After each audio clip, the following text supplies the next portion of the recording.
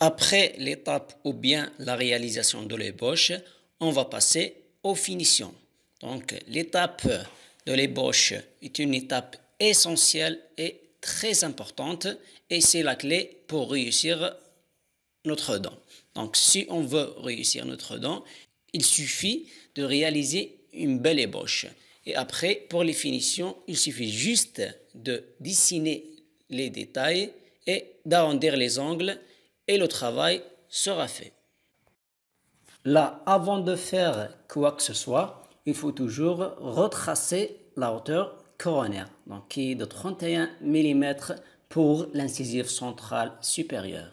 Puis on va passer à l'étape suivante qui consiste à tracer le collet sur les quatre faces. Donc, sur la face vestibulaire d'abord, on va commencer par réaliser le collet qui est toujours en forme d'un demi-cercle. Et puis, on va passer à la face palatine. Donc, toujours, on va laisser la différence de la hauteur entre la face vestibulaire et la face palatine.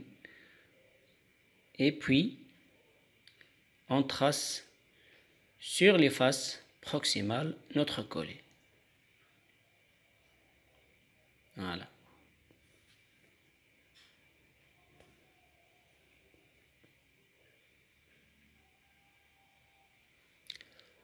Après, on va commencer à distinguer notre racine de notre couronne au niveau du collet.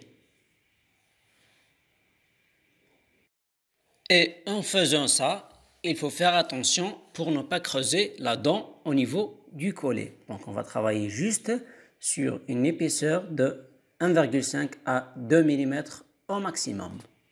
Et puis, on va commencer à sculpter ou bien à travailler la racine tout doucement, en arrondissant les angles et en enlevant des petites épaisseurs du savon. Donc, à peu près de 0,3 à 0,5 mm.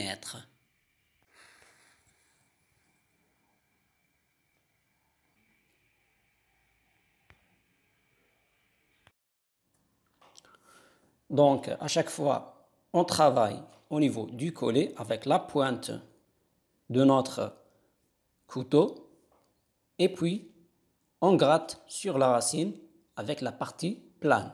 Donc, on va essayer toujours de bien dessiner le collet comme début et on descend sur la racine à chaque fois.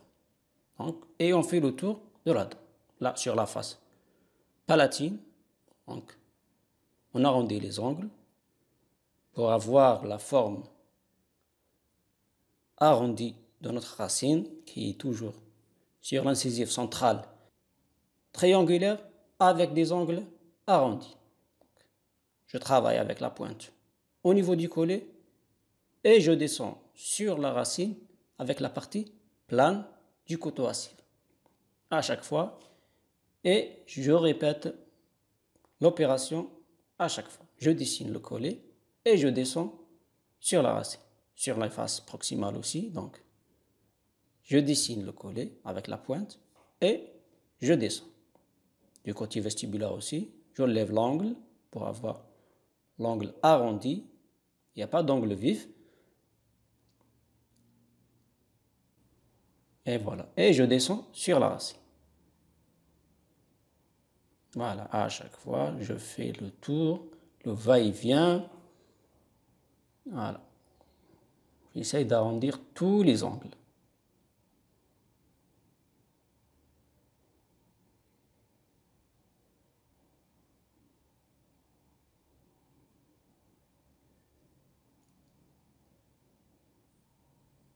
Toujours en respectant notre collet. Voilà. Là, il y a une petite concavité au niveau du côté distal. Donc, voilà, je la gratte tout doucement. Voilà. Je gratte, j'efface les traces du couteau à cire et je reprends le travail. Je retrace le collet à chaque fois avec la pointe du couteau et je descends avec la partie plane. Voilà. Jusqu'à arrondir tous les angles. et effacer la marche d'escalier et ne pas laisser de creux entre la racine et la couronne au niveau du collet. Pour les finitions, il faut toujours prendre son temps.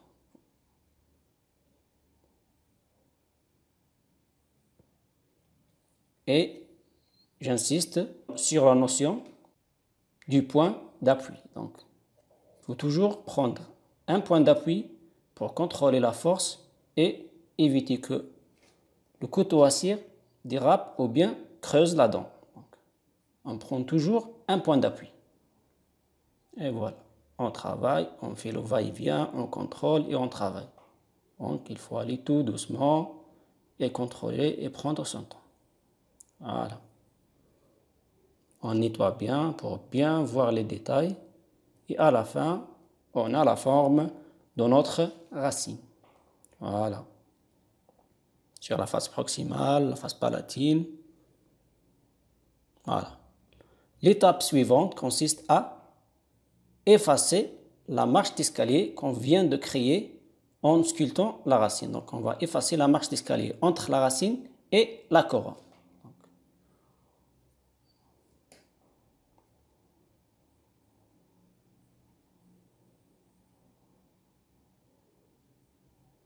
Sur les faces proximales, sur la face palatine. Voilà. Il suffit juste de passer le couteau à cire entre la racine et la couronne et d'effacer les ongles. On essaye d'arrondir sur la face vestibulaire l'angle, tous les angles, et on commence à travailler petit à petit la bosse de la face vestibulaire. Voilà. On fait le travail en même temps. On efface la marche d'escalier et on arrondit les angles. Sur les faces proximales, on nettoie bien. Et voilà la forme. En respectant les étapes, on aura facilement notre forme. Voilà.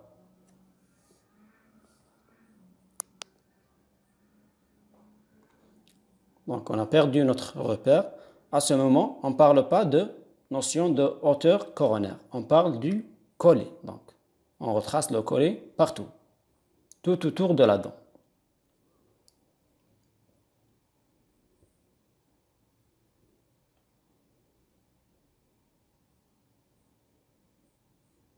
Je contrôle. Je cherche toujours à perfectionner mon travail. Voilà, je contrôle, j'élimine les angles vifs, les marches d'escalier.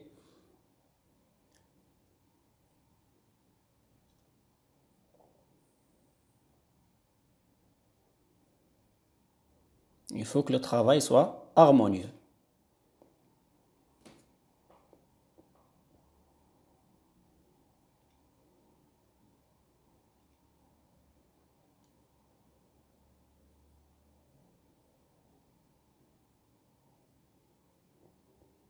Contrôle visuel, je contrôle toujours mon travail.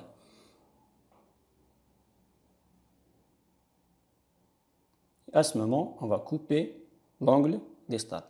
Là, je pense que j'ai trop coupé, donc je vous conseille de ne pas trop couper au niveau de l'angle distal. Juste un petit angle. Là, j'ai trop enlevé, mais je vais régler le problème après. Donc, je vais faire monter un peu mon bord libre et ça sera donc l'angle distal sera moins accentué. Donc, on va passer à l'étape suivante qui consiste à tracer les sillons sur la face vestibulaire.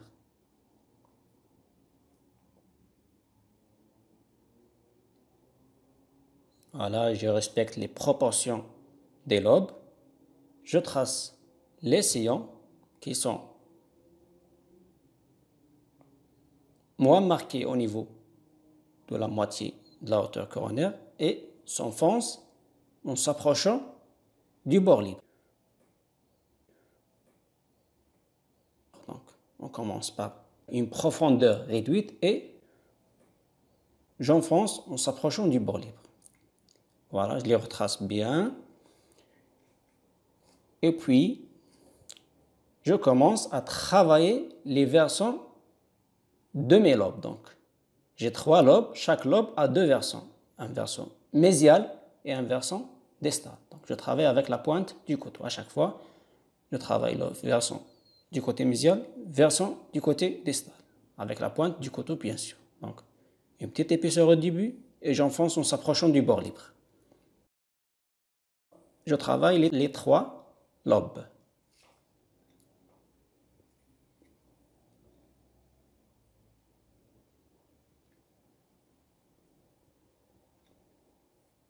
Là, les sillons ne sont pas des creux, donc juste une petite profondeur. Ce n'est pas des creux. Les dents naturelles ne sont pas creusées, d'accord? Donc, je contrôle à chaque fois et je gratte, je travaille les versants bien, bien, bien. Et voilà la forme des sillons et des lobes. On passe à la face palatine qui est caractérisée par donc, 2 crêtes marginales et un cingulum. On va tracer les crêtes marginales d'abord en laissant à peu près 3 à 4 mm de part et d'autre sur les faces proximales et on trace le cingulum en forme d'un demi-cercle. Et puis, on commence à travailler les crêtes marginales. Donc, avec la pointe du couteau, on va bien délimiter nos crêtes marginales. Voilà. Sur le côté distal.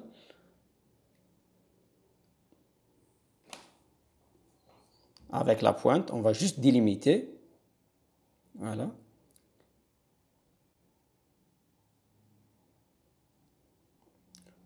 À ce moment, il faut créer la concavité de la face palatine. Donc, on va la créer avec la partie concave de notre couteau acier. On ne peut pas travailler avec la partie plane à ce moment. Donc, on va changer de direction.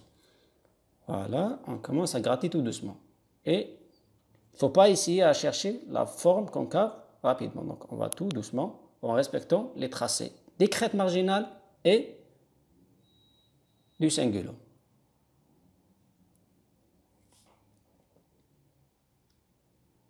Et puis, voilà, on travaille tout doucement.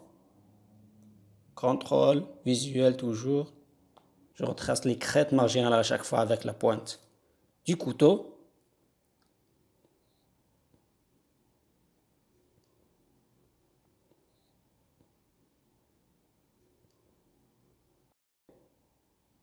Voilà, à chaque fois je contrôle, je retrace tout doucement, puis je travaille un peu le cingulum. Je retrace le cingulum avec la pointe du couteau en faisant un mouvement de va-et-vient.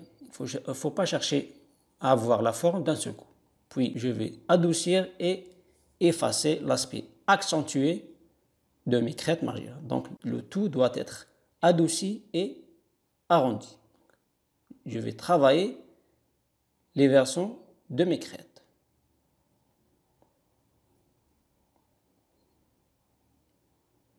Voilà, je vais arrondir le tout, je vais adoucir le tout.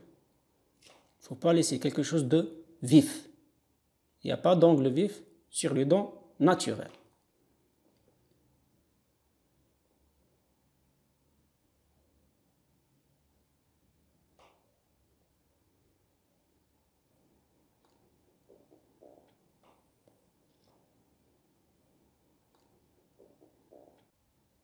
Je reviens sur le cingulum. Et puis, on va travailler notre cingulum qui est convexe, comme si on est en train de faire une partie d'une sphère.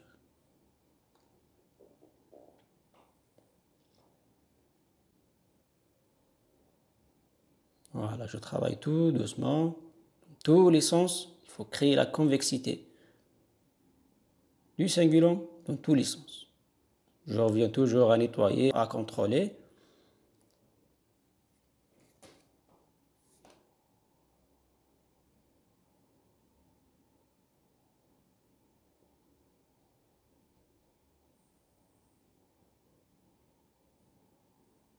là, le trou borgne, le point de soudure entre le cingulum et les crêtes marginales. Et voilà notre dent. Après avoir réalisé les détails.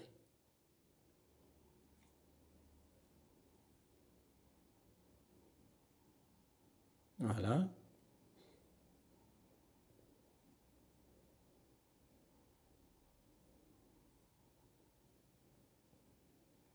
Sur la face palatine, la vue occlusale, aspect triangulaire. Et voilà.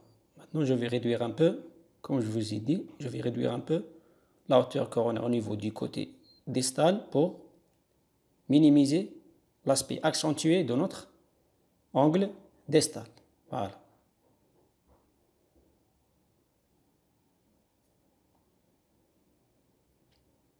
Et voilà, il nous manque juste de faire un petit polissage avec un chiffon mouillé.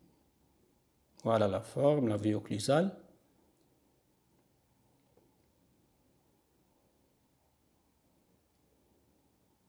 Vue vestibulaire, vue distale et vue palatine et vue mésiale.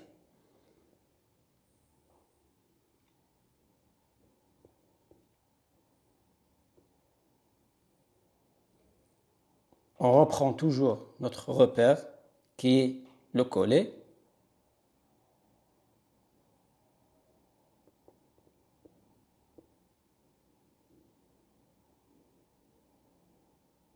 Encore le retrace tout autour de la dent.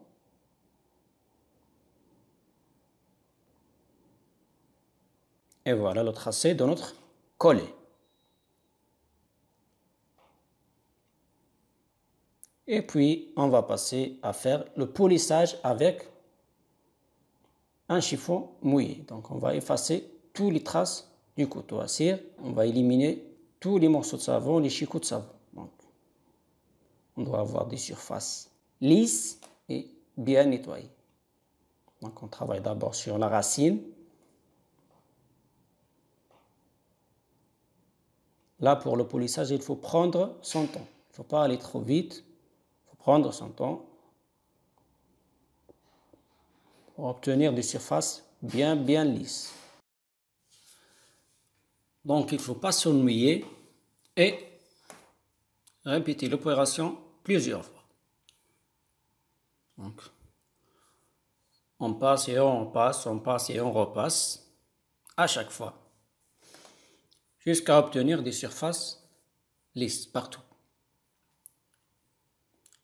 On travaille partout au niveau de la face vestibulaire, de la face palatine.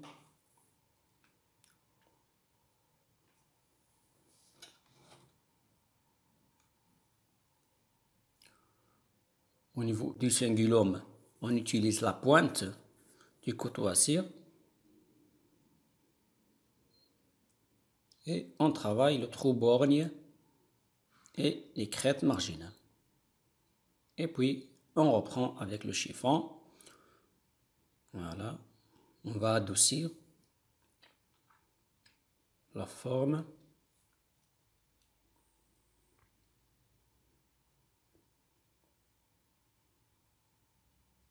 Au niveau de l'apex, au niveau de la racine, au niveau du bord libre, on finit le tout. Et voilà, notre dent est terminée. Donc, on a la vue vestibulaire, la vue distale, la vue palatine et la vue mésiale.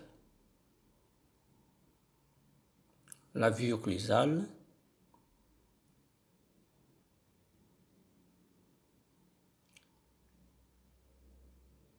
et voilà la dent en photo.